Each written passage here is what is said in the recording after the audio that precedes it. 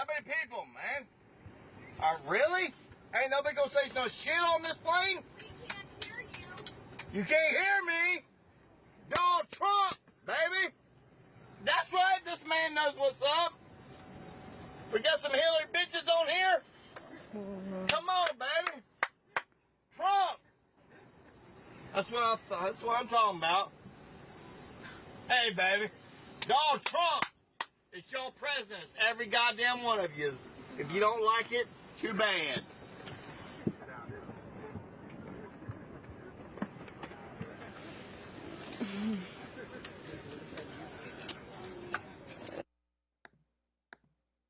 Where did he stop when he was here? He would just. He'd be secret right here.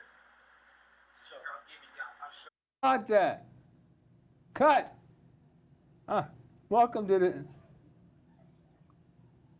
Welcome to the Gilchrist Experience. We're live here from Manhattan Neighborhood Network. My crew is a little, well, it's a busy day. Yes. We're waiting for Graham and Professor Jeffries, so today we have Jamal Swift. He just happened to pop in, and we're here, live. This is what happens. See what happens at the studio? Welcome to the show, Jamal. Thanks for having me. Jamal is just chipping in for us. All right. All right?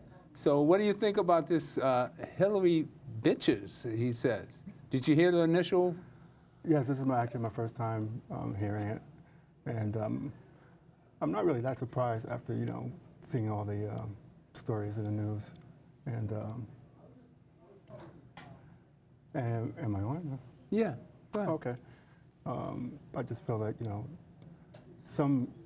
a certain type of person was emboldened by the presidency of Trump, and Yeah, that's the whole thing. yeah, and they are, a lot of feelings that they had in the past that they didn't feel comfortable expressing, because I felt like, the country was kind of evolving away from outwardly being racist, you know, and I think Trump kind of is bringing back, the idea of Trump is bringing back a comfort in people being Well, outwardly that was the racist. whole purpose of making America great again, Yeah. or making America white again, Yes. or the white supremacists that are coming out. He's surrounded by white supremacy. Yeah, I mean, And, yeah, go ahead. This country has been known to be that for a long time now. Yeah, so that slogan of making America great again is always something that made me uncomfortable. Because if you look at most moments in time in American history, America wasn't always great for African Americans. America wasn't always great for women. It wasn't always great for, the LGBT community. And so who was it great for? Right. It was great Exactly. for white men.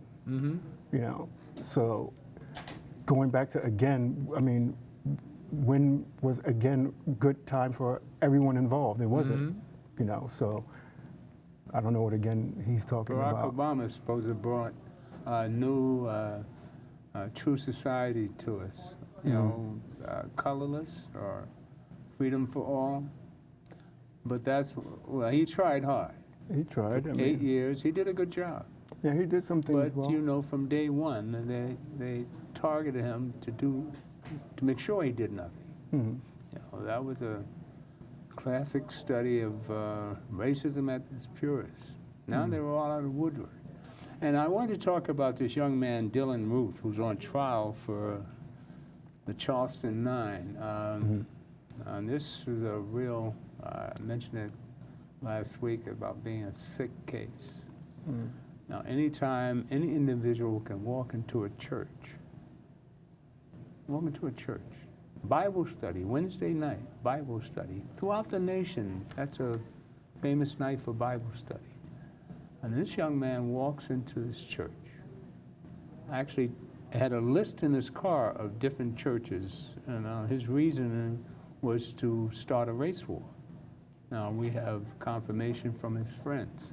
And then we have black friends who saw him as bewildered by what he did because he never mentioned racism to them, his black friends. But we're going to start off with this video of an old school friend of his who actually took his gun away from him because he was talking all these racist thoughts. He would get drunk and talk about all that he wanted to do to black people, how he wanted segregation back.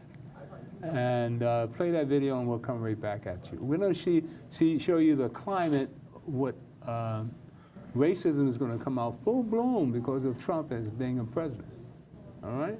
So stay tuned. All right? I'll give you a good idea of what's going to happen with Trump as president.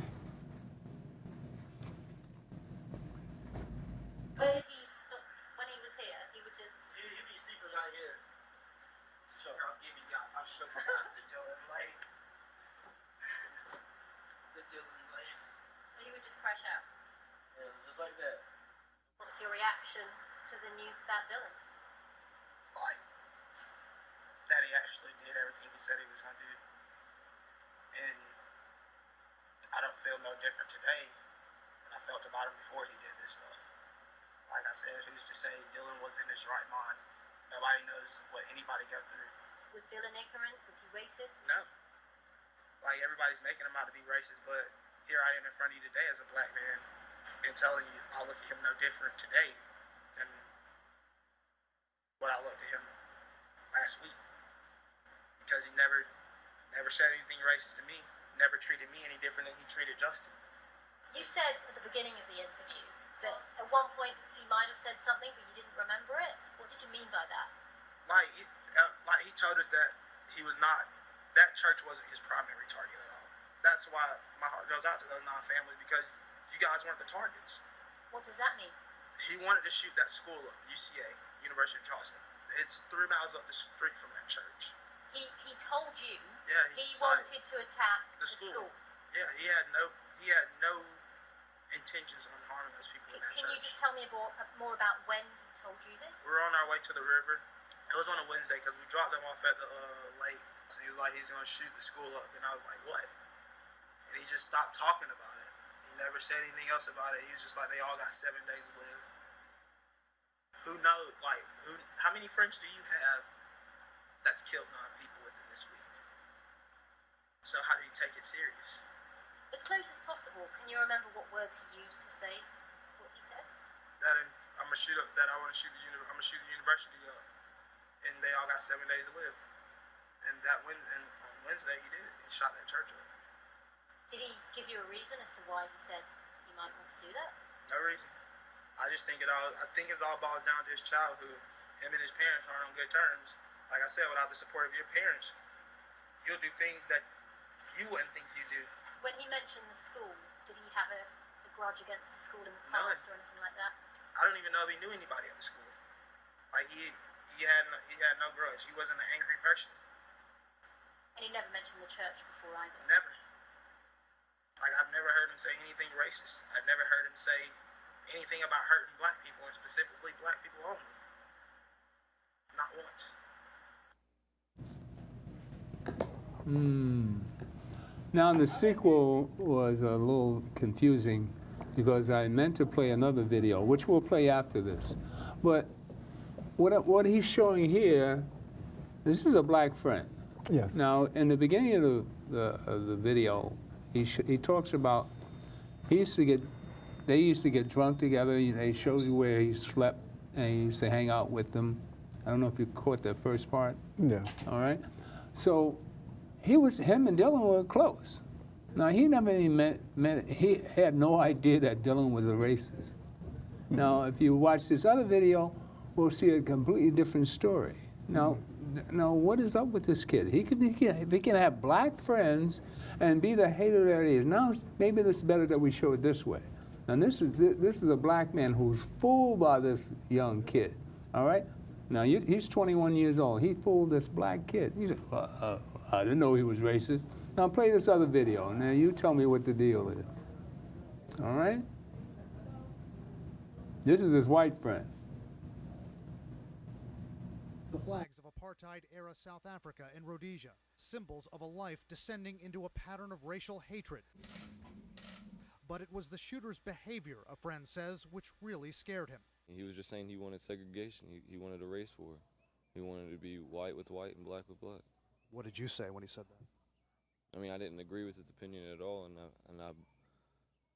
we just argued about it. Joey Meek had been friends with the shooter in middle school. They'd lost touch a few years ago, but reconnected in recent months.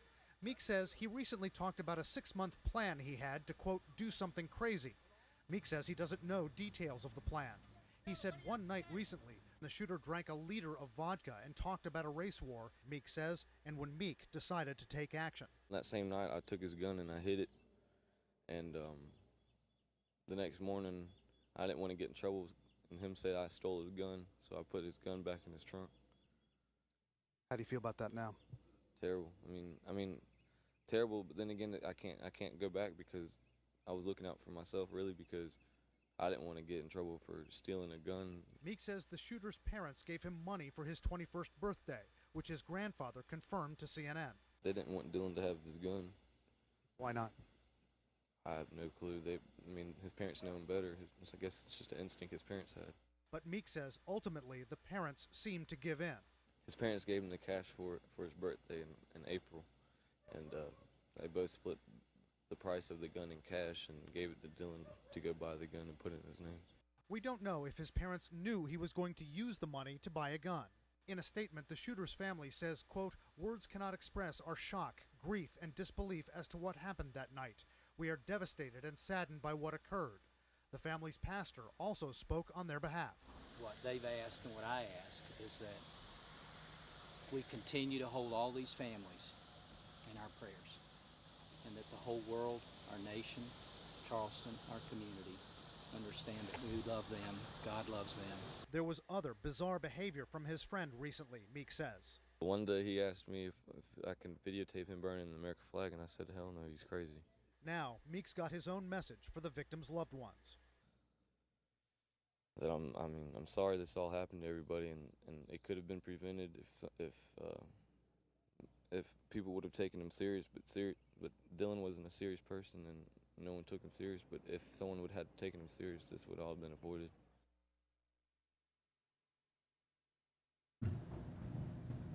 Interesting. Now,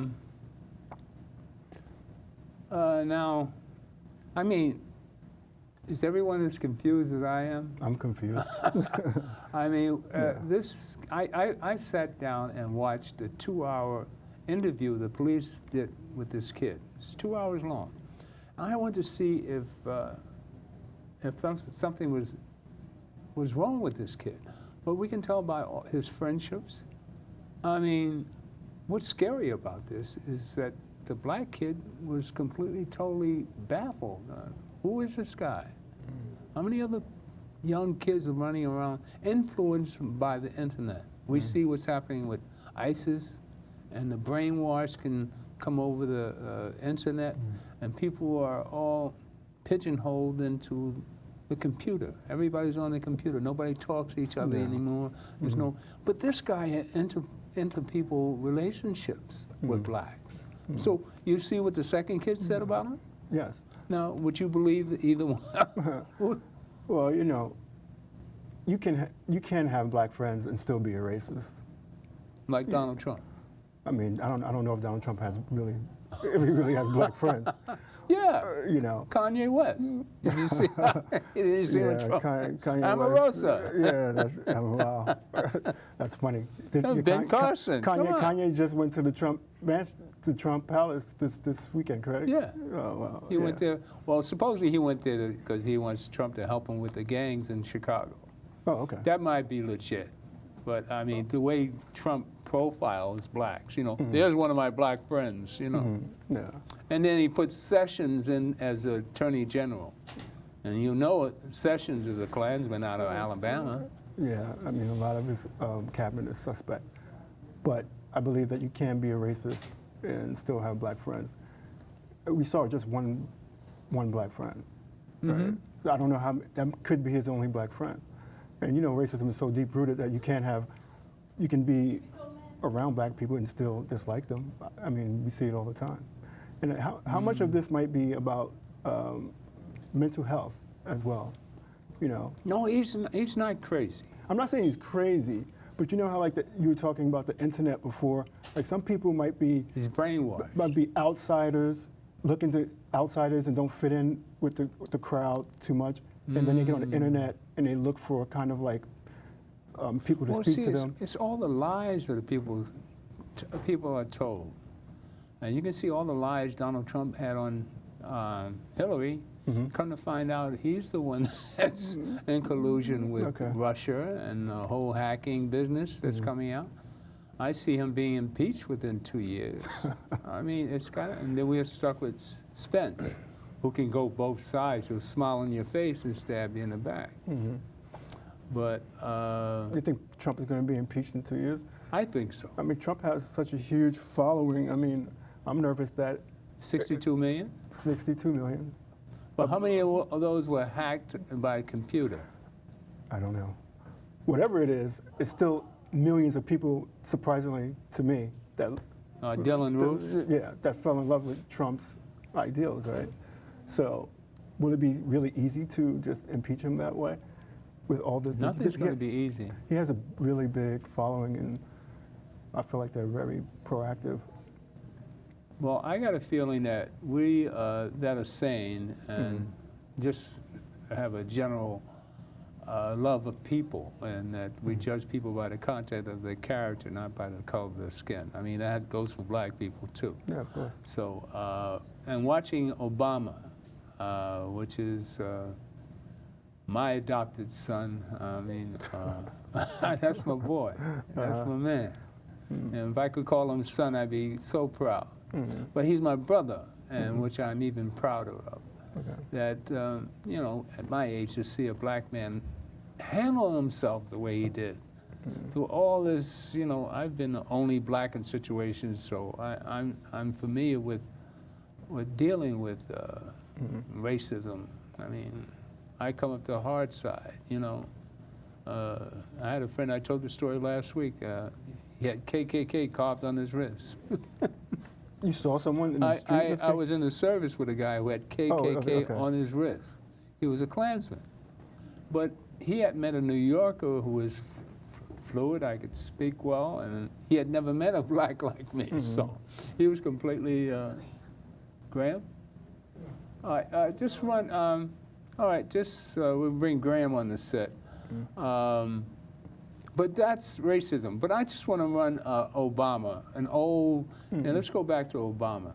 This is my, I mean, I wish he could run another term, or Michelle become president. Because I think I think he'll go down in history as being the best president the United States of America has ever had. You hear me? All right, so let's play an old clip that I did at National Action Network. It's just 208 when he's running for president. All right? 208 in National Action Network.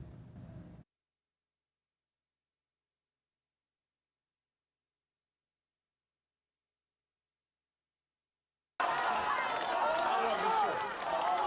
All right. It's breaking my flow.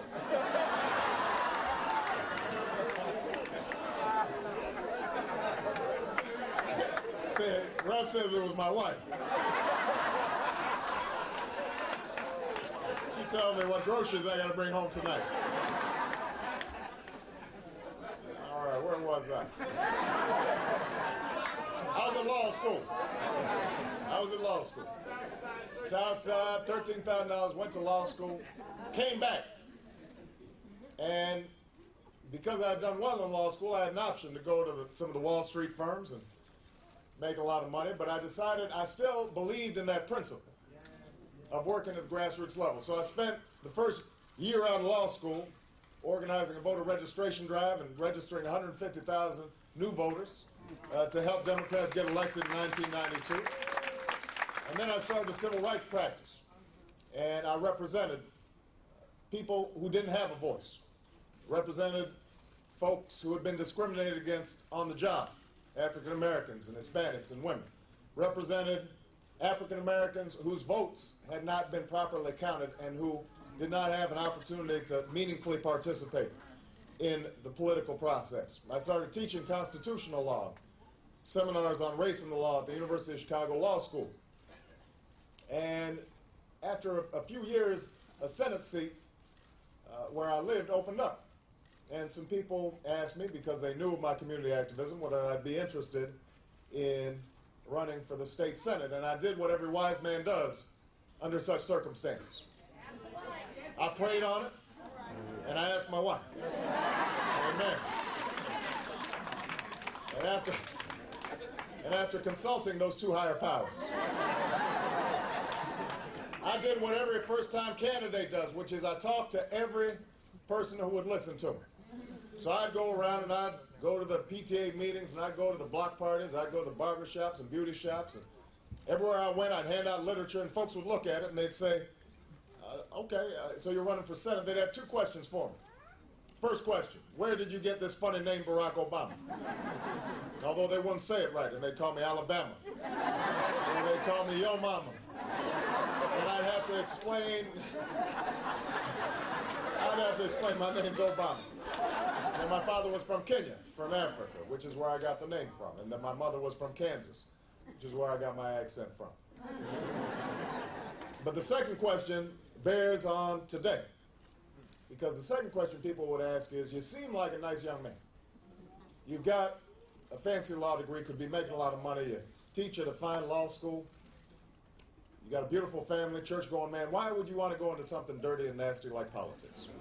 Why would you want to go into politics? And the question is understandable because at some level, all of us feel cynical about the political process.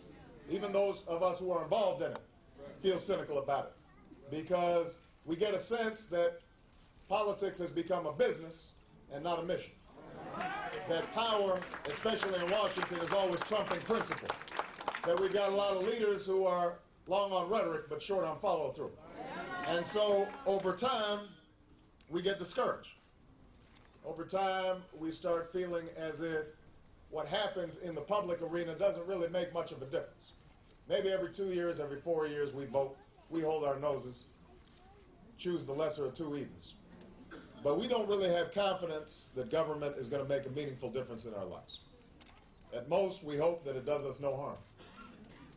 But what I said to people in that first race, and the same thing that I've said in this political campaign, this presidential campaign, is that there's always been another tradition of politics.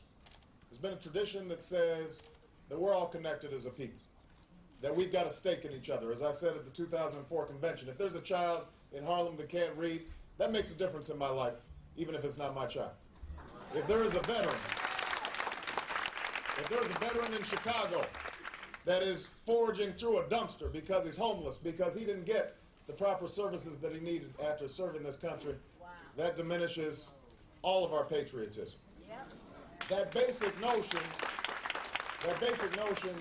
that I am my brother's keeper, that I am my sister's keeper, that is part of what has built up America at every stage. We like to talk about our self-reliance and our individualism, and that's a good thing. But what we have to also talk about is the notion that we're one community, that we... And I have to call you Welcome back. back. Now, you see that was Obama in 2008. Now, he was 47, all right? Now we have, it all sounds very familiar what he was saying, doesn't it? Yes. How we have to vote for the choice of two evils. Hillary, a lot of lies told about Hillary.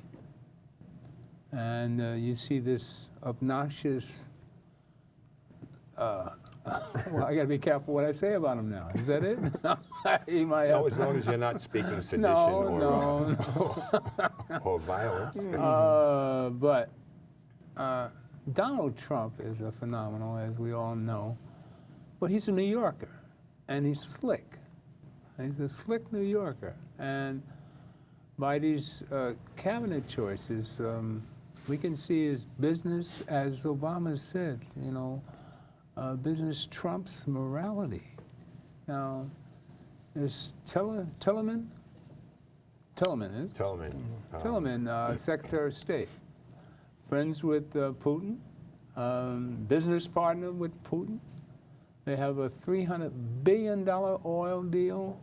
in the North Arctic with Russia, and Exxon is reaping all the benefits of that. But this was put on hold in 2014 because of the Ukraine. All right? Well, the key thing with the Ukraine is that Russia gets, there's petroleum in the Ukraine. Is that right? They're not giving up the Ukraine and allow them to be an independent entity and then get the profits of the oil. See, they don't talk about this on the news. Is Exxon in the Ukraine too? Well, this I do know, that the Soviets produce a product which is called JP54 and Jet A1 fuel. Okay. They are the largest producers of that fuel. We need that fuel. Okay. Our Air Force needs JP54. Who else produces that? The Russians produce most of it. Now, we have in the United States the Colonial Pipeline, but they are the producers of the jet fuel. So when you look at that whole situation in the Ukraine, the U.S. isn't going to do but so much and say but so much because we need the fuel. So you always have to follow the money. And this is what the Trump administration is doing. Yeah. You got to follow the flow of money. The pipeline that they want to put in South Dakota, running through the Sioux territory, Trump owned 500,000 shares of stock in that company. And that's why the owner of that company said, it's okay, when Trump gets in office, this pipeline is going through. So again, we have to follow the money. And all of the people that he's bringing into his cabinet, and we've seen this before, and we were talking on the phone earlier today, we saw this before in New York. New York elected a businessman to be the mayor of the city. And he brought other businessmen in to run, for instance, the Board of Ed, the Department of Education. The mayor became the overseer of the Board of Ed, knowing nothing about education. Then he brought in a guy from, I think it was from Time Warner, I forget his name, the bald-headed guy, to run the Department of Education. And when he couldn't do it, they got another woman from the corporate sector to run it, and she didn't last. So although businessmen and corporate entities are good at running businesses, running government and government agencies is entirely different. There are things that you can do with a corporation that you cannot do with a government agency. There are federal laws, there are restrictions and legislation that oversee the running and the operation of that department. So it's going to be interesting, even the connection between the Soviet Union and these corporate businessmen is something to be considered. You know, Trump's daughter said she was going to run the business. Now she's moving to Washington, D.C. So you really have to look at everything. Everybody's forgetting he never turned in his taxes. He hasn't turned his taxes in as yet, and he has no intent to because they've walked away from that issue. And this is the problem with the press and the American public. They forget from day to day what the issues are. Do you see Trump lasting? I said to Jamal, Trump's going to be impeached within 2 years. Because he's not going to give up any money to be president. No. I don't believe that. So his the conflict of interests are just so numerous. It's beyond words. Even the new hotel he opened up in Washington, D.C.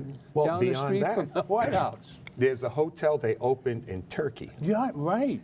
And it was interesting that right after the election, the president of Turkey calls him, and he's praising this businessman that he did a deal with on a building in Turkey. And the CEO he's retiring, but his son-in-law is running the business. Right. And Trump says to the press, oh, he's a great guy, he's wonderful, blah, blah, blah, wonderful, wonderful. Well, that CEO and his son-in-law were arrested in December, right after the election. Wow. And why were they arrested? They were arrested because the Turkish government, you remember last summer, there was a coup. Coup attempt. And they say that an imam who resides here in the United States was Right. responsible for that. Right. And the CEO has ties to the imam. Right. So they arrested the CEO and his son as collaborators in the coup until the U.S. surrenders the imam. So that's the deal now. They're saying these businesses are held as ransom. Right. So this CEO is held as ransom. Well, let's give us I see we have Dr. Jeffries. Jamal, it was a pleasure, my brother. We're going to see you much more. Thank you for tripping in. Why has he got to go? Because the doctor's here? Dr. Jeffries is only a half an hour late. I mean, as usual. So how are we going to... So we'll run parts of lies of Donald Trump while we get Doc on. I'll just show you a portion of this. You know, how many lies Trump has told in the last Do we have that much time? 2 years. Hey, twice now in a sit-down interview and on social media, Donald Trump has been caught in flat-out, outright lies over the weekend. I am starting to believe that the word Trump used about his opponent, Ben Carson, pathological, may actually apply to Donald Trump's lies. First of all, we now have the schedule for the national debates that will take place between Donald Trump and Hillary Clinton. There are four such debates that will take place. Donald Trump said in a sit-down interview and on social media that he doesn't like the idea of having one of the debates at the same time as Monday Night Football, believing this will divide the audience in the fall. And he actually suggested that Hillary Clinton's campaign was behind this move. Let's take a look first at a tweet that Donald Trump sent over the weekend. Trump tweeting, and I think we have it here, as usual, let's go back to that first one there. As usual, Hillary and the Dems are trying to rig the debates so two are up against major NFL games. Same as last time with Bernie, unacceptable. Now, here's where it gets Looney Tunes. Prior to the tweet in conversation with George Stephanopoulos on ABC, Trump actually said that the NFL wrote to him stressed out over the potential competition on TV, saying, quote, "I'll tell you what I don't like. It's against 2 NFL games. I got a letter from the NFL saying this is ridiculous." However, the NFL says, no, we didn't send the guy a letter. The NFL absolutely denies that they contacted Donald Trump to complain about these scheduling conflicts. And they said, while we would obviously wish the debate commission would find another night, we did not send a letter to Donald Trump. This is a flat out lie. I mean, Trump said the NFL wrote to me, and the NFL says, no, we didn't write to him. And why on earth would the NFL lie about this? And then another lie over the weekend. Trump also claiming on Saturday that he turned down a meeting with billionaires Charles and David Koch, the Koch brothers, saying, quote, "I turned down a meeting with Charles and David Koch. Much better for them to meet with the puppets of politics. They will do much better." Seems like that was a flat out lie as well. Top Koch officials immediately challenged Trump's claim. Spokesman James Davis said, quote, "You'll have to ask the Trump campaign where they got their information from," saying there is nothing that they know about that suggests a meeting was offered to Trump, which he then turned down. And one of the weirdest things about Trump's lies is he often lies about things he has to know are going to be revealed as lies. Maybe he knows his supporters are too low information and gullible to actually punish him for this. You can show them, we know, indisputable evidence that Trump is lying or making stuff up. Hey. You know, Fork tongue. as you see, I don't think we haven't had you on the phone since Trump became president, right? He hasn't become president. He's the president-elect. That's right, president-elect. We can't lie on it. We got to tell the truth. He's not. Well, I through some miracle, if this electoral college could turn around 36 votes and make Hillary, I mean, that's a pipe dream, but what is the state of affairs in America, man? I always say, and I'll say it again, System and analysis. hopefully the audience will understand. If you do not have a systems analysis, everything else will confuse you. Even if there were 36 of the electors who decided to turn their vote around, it's going to go into the House of Representatives which is controlled by the Republic. Okay. So that's why I say our people are saying, I don't want Hillary because of this, I want Bernie because of that, and Trump is talking some good stuff. I mean, all of it was a lie. It's a hoax. It's a game.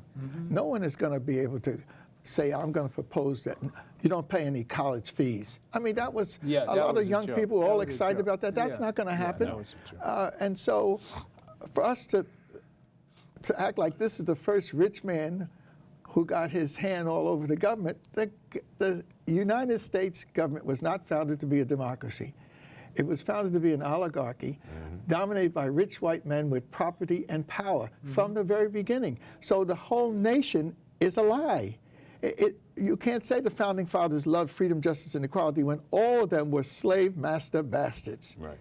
All of them had ripped off land from the Native Americans and didn't give a damn about the Native Americans. White women didn't have the vote. Most white men didn't have the vote because they didn't have land. So when you have a systems analysis that the original thing, Jefferson, Washington, all of them put in place a rigged system for power, a rigged system for the people who own land, a rigged system for the people who had enslaved Africans. That 3/5 clause, I keep telling Jesse Jackson, had nothing to do with us having 3/5 rights. It gives 3/5 more rights to those who have enslaved Africans under their control and domination. So we need to understand, until we struggle for a system capability that will allow us to have some influence over economics, politics that works for our economics, and a culture that has us not worshiping white supremacy, but saying white supremacy is real. We got to deal with it, but it's not going to change. And it has no fairness in it for African peoples, Native Americans, and even Latinos need to understand that. But there's some confusion on that because of the Cuban situation. What do we do now? What do we do now with Donald Trump as president? Don't agonize, organize. And if you organize around Africanness. Africanizing is the antidote to Trump and the insanity of it all. And now the federal agencies are saying that there's something with the Russians involved in how intelligence. Well, there was something with the FBI issuing all that information in reference to the election. The whole thing is dirty pool. We're in the middle of deep doo-doo. And until we can find some breathing space where we can think clearly on this, the system was not designed for us. No matter how many protests, how many organizations you have, it's not going to service you unless you do, like Frederick Douglass said, power conceives nothing without a demand. It never did, it never will. And if you don't struggle, there's no progress. So we're looking for an easy job, easy niche in this system. No, you have to be vigilant. The system took all the land from the Native Americans. And now they're trying to prevent those few up there who have a sense enough to say, we don't want our sacred land polluted. We don't want our water devastated. Trump and these others, they don't give a damn about whether the pollution takes place, just so rich white men can accumulate power. Well, slavery is back with Sessions as AG and Tillman as Secretary so of we State. I'm enjoying this. This is wonderful. This is wonderful. Now we can tell black folks, if you don't organize yourself, your communities, get your families together, if you don't take control of the economics that you can manage, and organize it to serve you, you're continually going to be at the bottom, you're going to continue to be exploited. We produce in this system $1 trillion plus. They say it's $1.3 billion. If we could control that, we could have something to say in the system. But the youth won't listen to us. Well, my folks used to have a strap hanging on the door when you went out. ACS moves in and puts you in jail for that ACS now. is killing children in New York right now. You know what I mean? I was the at, system is so rigged. I was at a mall last night. My wife had to pick up something for her mother, and we went to a mall. You should see how empty it was. See, this is where you seize control. Okay. When you stop giving your money over, right. That's all you have to do. Yes. There is nothing that 90% of our people need. Most people have a place to live, they have clothing, food. The only thing you need to be buying on a consistent basis is food. The rest of that stuff out there, you don't need it. Stop spending your money. And then go on the positive. And Save your money. Save your money. And when you spend it, try and spend it with somebody that thinks like you, They don't necessarily have to look like you, but they need to have a mindset that you have. You see, what happened over the years when the mom and pop stores began to disappear? Right. See, integration was about business. It wasn't about humanitarian and humane benevolence. They realized, well, you know what? We're not getting their money. If we can integrate, we got ours and we can get theirs. Right. And as a result, and I remember Peg Leg Bates said, all the years that he was opening the Catskills up there in Cahonkson, New York, where we used to go, he supported black people. He had a black business. He had the only black resort for people in New York State in the Catskills. Once they integrated Browns and everybody else that wouldn't allow black people in, black people stopped coming to his place. He went out of business.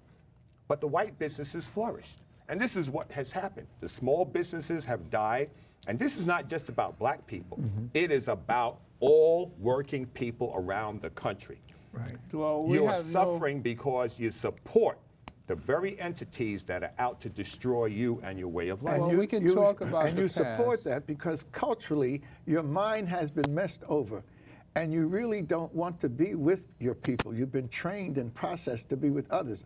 The culture of the Asians tell them you look for an Asian who comes from your cultural dimension. The culture of people who are Jewish, you can, if you will, find Jewish people to deal with. So we've got to change the equation and be like everybody in the sense Can we do of that? taking care of. Yes. You can do anything. Yes, we fought out Change of the enslavement. mind, change the and behavior. Yes, we certainly can. That's man, the great thing. well, Don't agonize, organize. And when you organize, who's gonna make lead sure us? you Who's Africanize. gonna lead Well, us? I'm ready to take it on.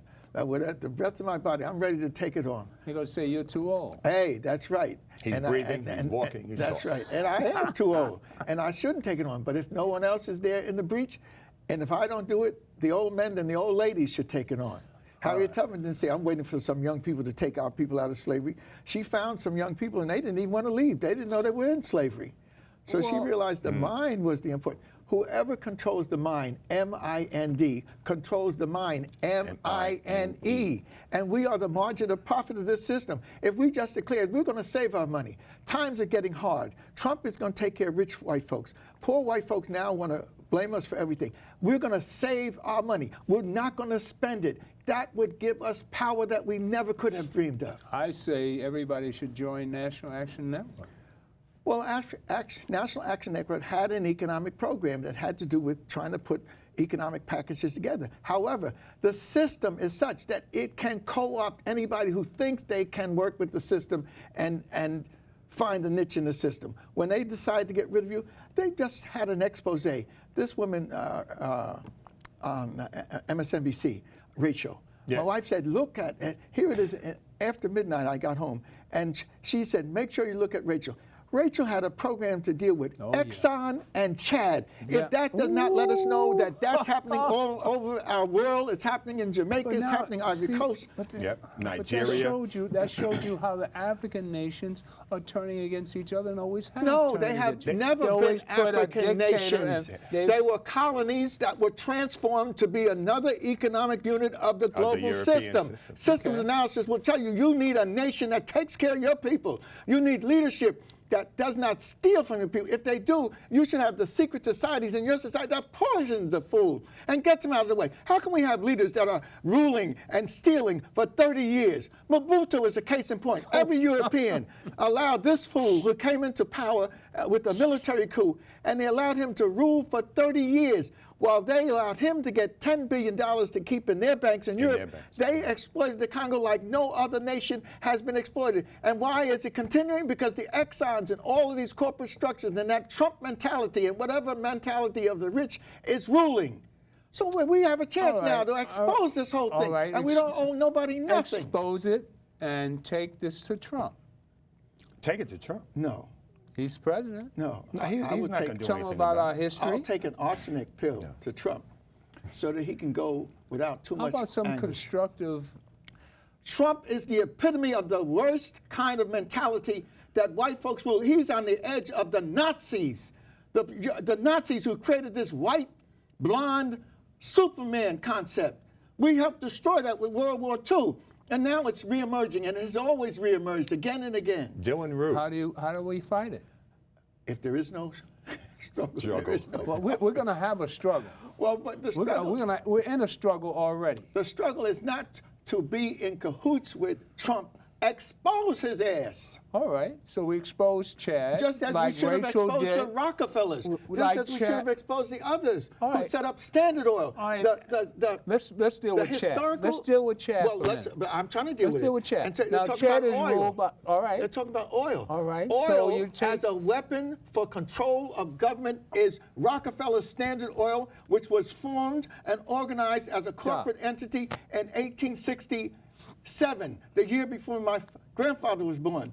And it got control of governments. Other great forces like the Rockefellers, Jay Gould, Carnegie, they put their money together to control whole congresses, whole states. You need to understand, we're this myth of a democracy, and we're the exceptional. But it wasn't publicized. This Chad business is publicized No, it as isn't. of It's last not, night. It's not going Rachel, anywhere. yes, Do it you will. think Rachel's the only one that knows about this? Okay, well, the people, our leadership is not going to do anything we about it because demand that Exxon- they're on the payroll. You can't demand anything from Exxon. You're not a shareholder in Exxon.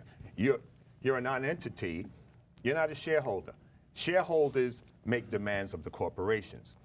Just as in the early 50s in Persia, the Persian government nationalized their oil fields because they realized that BP was ripping them off for pennies. Mossadegh in 1953. Okay? So they told the British, get out.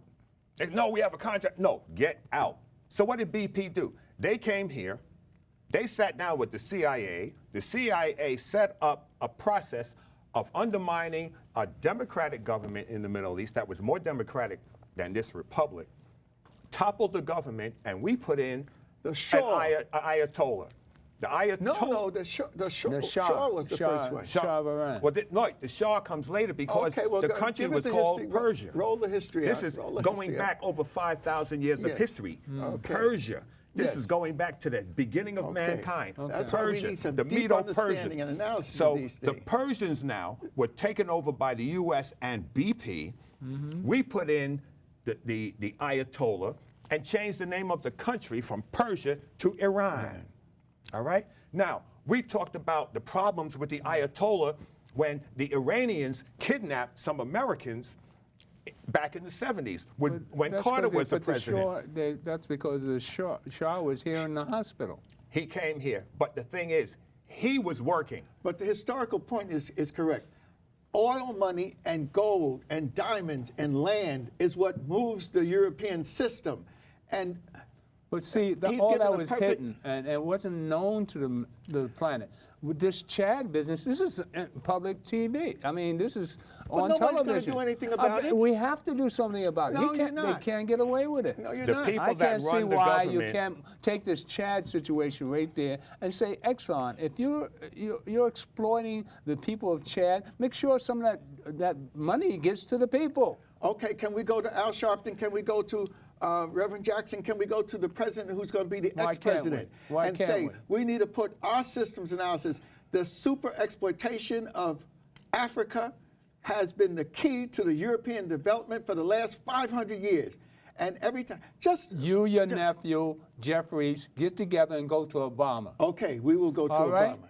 And that's one charge. All right? Okay. We'll go to Obama. That's right. And see what he can do. That's right. And then we got to stop That's acting right. as we don't know what the system is all about. Okay. You say the Congo. The Congo is the premier example of the super exploitation of the international continent. corporations and the death of millions and Why millions of can't African Obama peoples. help us on this? Because we've he'll been be talking killed. about this all He along. can't, you can't, when you're going out the door, all you can do is close the door. I'm talking about as a However, civilian. if you get on the back porch, you can start talking about All right, what then. this system really He is. can become a And he- community organizer again. No, he Organize does not. the planet. No, a global organizer. We're talking Okay. about, you saw a I'm African talking about country. partnership they said it between was you the and- the fourth poorest country in the world. But then all of a sudden here's $500 billion coming out of its land. So they have a systems analysis, and we Exactly. track it. We're looking Exactly. for. You're telling me to hook up with an individual. I'm saying F the individual. I'm meaning love the individual. Don't worry about the individual. You got to go with a system. When you say Sharpton and others and Obama should sit down and plan a system, since Obama knows how the Exactly system what I works, said. he should be able to help us plan an African system. There you go. There you go. Okay. Exactly. There's a solution. Now to tell our the problem. audience I didn't have anything to eat, so that's why I'm so excited. Well, I it's just time had to be juice. excited. You just said Trump is putting our feet to the fire, and this is exactly what we needed. Well, America got what America deserves. The next time we're going to have an expose on what this shit is all about. We're going to come here and put it out here. See, it's critical that people have information. It's critical that people sit down and study. Don't expect your adversary to come and expose himself to you. Go out and start doing some research. I stopped buying Gulf gasoline over 30 years ago when I found out that Gulf was involved in the apartheid system of South Africa. I will push my car if I'm out of gas before I go and put that hose in my car to give a penny to Gulf Gas. I do not buy Nike products. I would never allow my sons to wear a Nike product when they were growing up because of what Nike does to people of color in their factories around the world. They have no factories in white European countries because they have been killing people in their factories for years. We don't have to march down the street. We don't have to march down the doggone street. Stop spending your money and giving your money to the very people that are killing you and people like you around the world. And we cannot separate ourselves from the person in Madagascar, in Alaska, or in the southern tip of Argentina. We are all linked. We are all linked. And it's not about us. The us is all of us. All right. So that Jeffries is going to start a movement announced today that we're not worried about Black Lives Matter and Gay Lives Matter. We're going to start Systems Analysis Matters and start that movement. And then we'll be able to expose all of this. Well, get a couple of youngsters Anglo-American. on your side. The whole Congo is a classic example of a corporate structure linked up with other monies from England and Germany and the U.S. controlling the richest part of the world for gold and diamonds and precious metals. Now for this high technology, the Congo also has the key to tungsten and all of those special metals that are in rare earth Tell me minerals. why. Tell me why Mobutu couldn't spread some of that. Tell me why Africans couldn't kill his ass. Then who would have taken? How the secret society should have said he's violated our sacred oath of taking care of our people, poisoning him. The Africans are more European than the Europeans themselves. When I studied in Europe in 1959 and was looking for somebody black that looked like me, I ran up to Africans that looked like me and said, "Brother, who are you?" And they said to me, every single one of them, "Je suis français. I'm French." Right. I got the same thing in England when I was in England. That's right. I asked the guy, where are your family from? He says, "We're British." What are you talking about? The guy was black as coal. The mind is the key. In America, and we what were all we have Indian. done is to liberate the African mind. Now we can put that liberation of the African mind into putting systems to take care of Africans. We'll be on our way. Right. Hallelujah. Thank you, Trump. Hey. Hey, thank you. It's a wake-up call. All right. It's a wake-up call. As you see it here at the Gilchrist Experience, I got Doc on the day, boy. We're charged up. This is African history as it occurred. No, but I want to Systems analysis matters, and Rachel showed it. It was Well, I want to bring up the importance of National Action Network, which I've been there for 18 years. But you're creating a paralysis of analysis. No, National Action Network will get its due. When they go up to the pearly gates, Sharpton's going to have the people going to rush him to bring him in. We're not talking about organization. We're not talking about individuals. We're talking about systems. And so we've got to go deep into systems. The National Action Network found a niche to function in this system. Push with Jesse, found the NAACP, found, but now we see clearly that this system is designed to take care of rich white men with property and power and some women that are rich and white. We're going to change it. And every black folk is a flunky. They take a black genius medical professional and prop him up to head the urban. They did the same thing when the Bush money people put in the Supreme Court a Negro called Clarence Thomas to prop up the system. Now they can put 2 or 3 of these crazies on the Supreme Court, maybe make 1 Latino and 1 black, and they will be making decisions to make sure that the rich take control of the damn world. I believe this all happened because we believe the lies told on I on apologize for the Hillary. little hard we're words all- and whatnot. It's the we're all- African Holy Ghost that did it. I didn't do it. Dr. J, the African Holy Ghost, I got it coming down on That's the why subway. you're here, Doc. Exactly why you're here, man. Thank you, You're African Holy passionate. Ghost. Your You're pressure. Let me passionate. check your pressure. Hey. Passionate. Hold on, we don't have to worry about and we want solutions too. Yes, but you keep on raising questions that cause us to have a paralysis of analysis. It's Well, not about that's me. what It's I'm not here about for. you. That's It's what not I'm here about our for. brother. It's not about our wives, etc. It's about the system, and the system is rigged. We just need to take Trump. Trump was saying the system is rigged. I'm a rich man. I know what it does for rich people. I was devastated on $95 billion in debt, or some ridiculous amount, and they rescued me, and then they saved me. He don't want you all to know the real story. That's why he tells all these jokes. That's why and he's going to whatnot. be impeached in a couple of years. He's not going to be impeached. There needs to be something better than that. There needs to be something better than that. And systems analysis.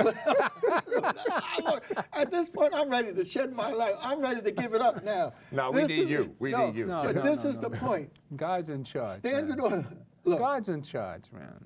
He Yes. won't let us. He but won't she's give us got to more get than busy. we. She can't let these Doc, men dominate. Doc, is The- as love. God We gotta got to get keep busy that and take care of spiritual energy that we have within us, man. You got to show your love energy and show you that you can forgive the heathens. 3/5 clause it was part of the electoral process. They did not want the we're popular running out of vote to time elect. again. No, we ain't running out of time. They used it with the prisons as well. The That's You got a 3/5. minute, They Doc. carried Prison, it over. criminalizing one race. minute. Dr. Shashi McIntyre. How Europe underdeveloped Africa. Dr. Walter Rodney. Black Power. Blueprint for Black Power. Amos Wilson. Hey, you got the information there. You got the process. Nobody reads that stuff anymore, Doc. Hey, some of them can't read. I can understand, but Yeah. we'll get some tapes. Dr. Jeffries got some fantastic. Dr. Ben, Dr. Clark got some fantastic tapes. Hey, YouTube. hey. You go How on many black YouTube, you can people- get it. You get anybody there. below 40 and they do. We ain't worried about Why? black people. We're worried about African people. Blackness is as a color. Africanness is the creation. They didn't Well- create a color. They created Africanness in the Garden of Eden, which is all of the African continent, the richest place in the earth. Here is Well- Chad, the poorest nation, and they show it is nothing but oil. So it has the potential of being one of the richest, nations, but the system won't allow it. So we have to demand that the think- system has to change. You have to change Chad. You have to change that 500 billion that's going to Chad and make sure that some of that goes Right, to the that's people. the mind, that's the value We, system, we that's can the work on culture. that one. Yes. Right there. That's current. All right. And I'd like to thank you for coming. And we have to watch out. Love will trump hate each and every time. The God in me loves the God in you. In spite of that sweet Now, I'm a voice, status- Don't put I'm- down I'm your gonna- sword. we got to make this a warrior. I still got the process. fists up. Don't put down your Power, sword. power to the people. Sword the and people trowel. of Chad deserve The some of that Gilchrist $500 million. Don't God agonize, bless organize. you. Again, God in me Africanize loves the is God in key. you. And stay tuned Hey, for more of the Gilchrist we got Experience. to Africanize God too. God bless. All right. All right. Hair Power like to the lamb's people. wool.